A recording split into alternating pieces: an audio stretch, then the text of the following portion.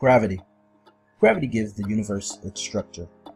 It is a universal force that causes all objects to pull on all other objects everywhere. It holds objects together. It is responsible for holding the Earth in its orbit around the Sun in its orbit around the Milky Way, and the Milky Way in its path within the local group. The problem of astronomical motion. Astronomers of antiquity did not connect gravity and astronomical motion. Galileo investigated this connection with experiments using projectiles and balls rolling down planes. He put science on a course to determine laws of motion and to develop the scientific method. Galileo established the idea of inertia. A body at rest tends to remain at rest. A body in motion tends to remain in motion. Through experiments with inclined planes, Galileo demonstrated the idea of inertia and the importance of forces, friction. This concept was incorporated in Newton's first law of motion. A body continues in a state of rest or uniform motion in a straight line unless made to change that state by forces acting on it. Newton's first law. Balanced forces equals no change in motion. Important ideas of Newton's first law. Force, a push or pull. The force referred to is a net force. The law implies that if an object is not moving with constant velocity, then a non-zero net force must be present. Astronomical motion. As seen earlier, planets move along curved elliptical paths or orbits. Speed and direction is changing. Must there be a force at work? Why, yes. Gravity is that force. If string is released when ball is here, ball goes straight towards A, not towards B, not towards C. Although not the first to propose gravity as being responsible for celestial motion, Newton was the first to spell out the properties of gravity, write the equations of gravity-induced motion. Newton deduced that the moon's motion could be explained by the existence of a force to deviate the moon from a straight inertial trajectory, and that such a force decreased with distance.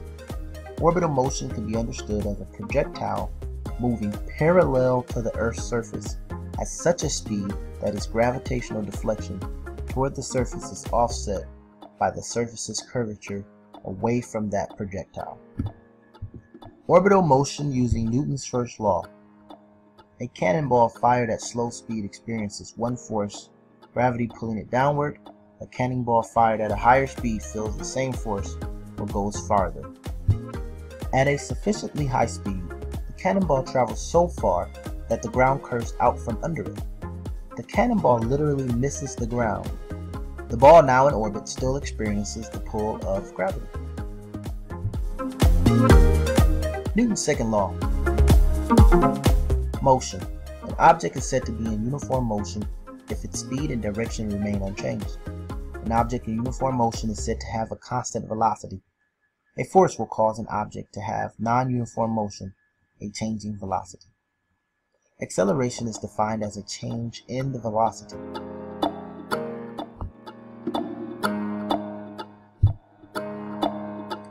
Acceleration. An object increasing or decreasing in speed along a straight line is accelerating. An object with constant speed moving in a circle is accelerating. Acceleration is produced by a force, and experiments show the two are proportional. Mass. Mass is the amount of matter an object contains. Technically, mass is a measure of an object's inertia. Mass is generally measured in kilograms. Mass should not be confused with weight, which is a force related to gravity. Weight may change from place to place, but mass does not. Newton's second law of motion, F equals mass times acceleration. Equivalently, the amount of acceleration, A, that an object undergoes is proportional to the force applied, F, and inversely proportional to the mass of the object. This equation applies for any force, gravitational or otherwise. In this diagram, if you use the same force with an empty cart and you push it, you're going to have a large acceleration and the cart will coast. Using that same force with a full cart, you will have a smaller acceleration and the cart will also coast.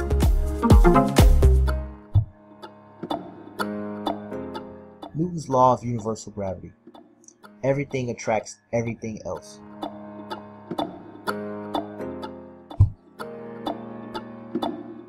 Newton's third law of motion. When two objects interact, they create equal and opposite forces on each other. This is true for any two objects, including the Sun and the Earth. Basic setup of an orbital motion problem. Assume a small mass object orbits around a much more massive object. Massive object can be assumed at rest or have very little acceleration. Assume that the orbit shape of small mass is a circle centered on a large mass. Using Newton's second law, acceleration in a circular orbit must be a equals v squared divided by r, where v is the constant orbital speed and r is the radius of the orbit. The force is that of gravity. Method of solution. Equate f equals mv squared divided by r to f equals gmm divided by r squared and solve for v. V equals gm divided by r to 1/2 power. One can also solve for m. M equals v squared r divided by g. V can be expressed in terms of the orbital period, or p, and the small mass and its orbital radius. V equals 2 pi r divided by p. Combining these two last equations, m equals 4 pi squared r cubed divided by gt squared. This last equation is known as Kepler's modified third law and is often used to calculate the mass of a large celestial object from the orbital period and radius of a much smaller mass. Surface gravity is the acceleration of a mass undergoes at the surface of a celestial object, an asteroid, planet, or star. Surface gravity determines the weight of a mass at a celestial object's surface, influences the shape of celestial bodies, influences whether or not a celestial object has an atmosphere. Surface gravity is determined from Newton's second law and the law of gravity. Ma equals jnm divided by r squared, where m and r are the mass and radius of the celestial object, and m is the mass of the object whose acceleration we wish to know. The surface gravity, denoted by g, is then g equals gm divided by r squared. Notice dependence on g, on m and r, but not small m. The gravity of Earth is equal to 9.8 meters per second squared. The gravity of Earth divided by the gravity of the Moon equals 5.6, and the gravity of Jupiter divided by the gravity of Earth is equal to 3. To overcome a celestial object's gravitational force and escape into space, a mass must obtain a critical speed called the escape velocity. Escape velocity determines if a spacecraft can move from one planet to another, influences whether or not a celestial object has an atmosphere, and relates to the nature of black holes.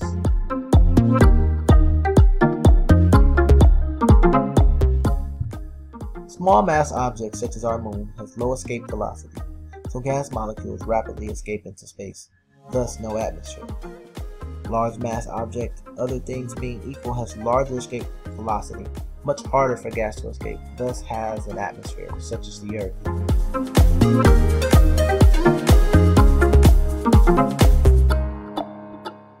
The escape velocity, v escape, is determined from Newton's laws of motion, the law of gravity, and is given by v escape equals 2gm divided by r to the 1/2, where m and r are the mass and radius of the celestial object from which the mass wishes to escape. Notice dependence of v escape on m and r, but not small m. V escape Earth equals 11 kilometers per second. The V escape Moon equals 2.4 kilometers a second. Thank you for listening to Chapter 3.